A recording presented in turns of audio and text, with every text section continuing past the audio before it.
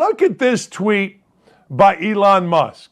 Elon Musk, for those of you that don't know, paid $44 billion to take over Twitter, and it has the folks freaking out. Now, for days and days and years and years and years, the left told us, what? What are you talking about?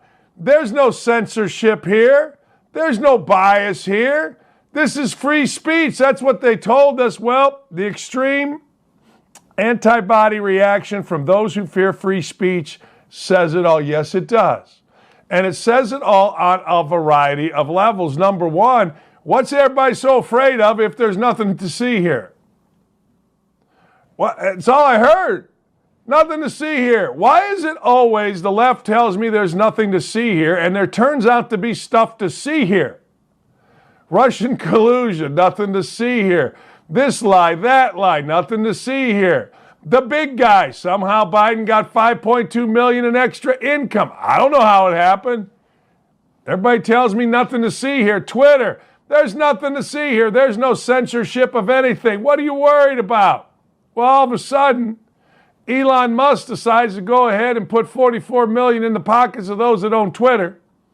And he put a boat ton into people that had Twitter on the stock market. Bought the thing. I don't know about you, but on my little Twitter account, which has 150,000 plus people following me, it immediately went up 300 followers. I don't know how that happened. It has not gone up in, I don't know, ever since I started posting things that aren't the left. I don't know how that happened. Please explain that to me. I am all ears. I would love to hear how that could possibly happen if there's nothing to see here. Of course there's something to see here. Of course there's been censorship. I don't even know what the hell an algorithm is, but I know this. There's a lot of people that's tweets I followed and I never saw. What do they call it? Shadow blocking? A lot of that going on. A lot of censorship of people whose ideas were not in cahoots with the left. A lot of that going on. If it wasn't going on, what's everybody worried about? There's going to be misogyny. Well, there already was, but it always came from one side. There's going to be racist. Well, you ever read Joy Reid's tweets? You don't think that's racist as hell? What are you, nuts? You ever see what comes out of the mouth of Jalen Rose? You don't think that's racist as hell?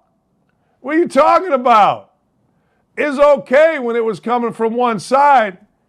It's okay when opinions coming from one side kind of met with the opinions of those running Twitter, but isn't free speech about both sides? Isn't free speech about hearing what people have to say?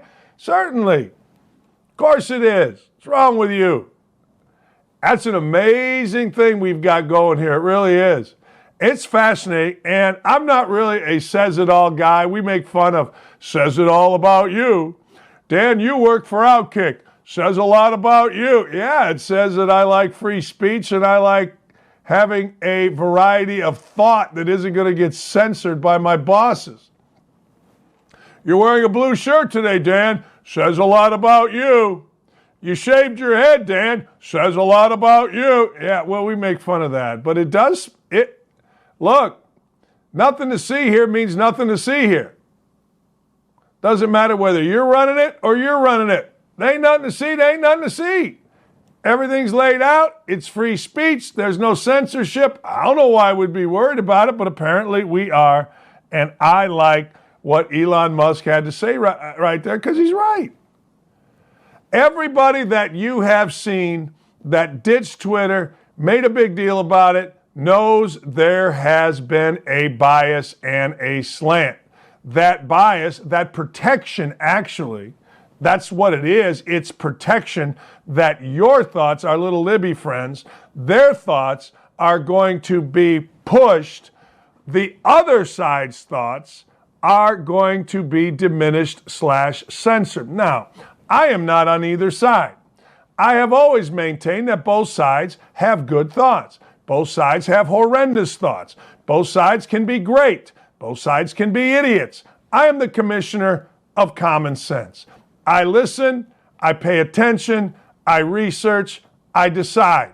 That's simple. I don't know why that's so hard for everybody not named Dakich or not named, I don't know, Clay Travis or not named, oh, I don't know. Actually, I really don't know because there's not a lot of people that do that because there's even less people with common sense that'll speak out because they're afraid. Fascinating.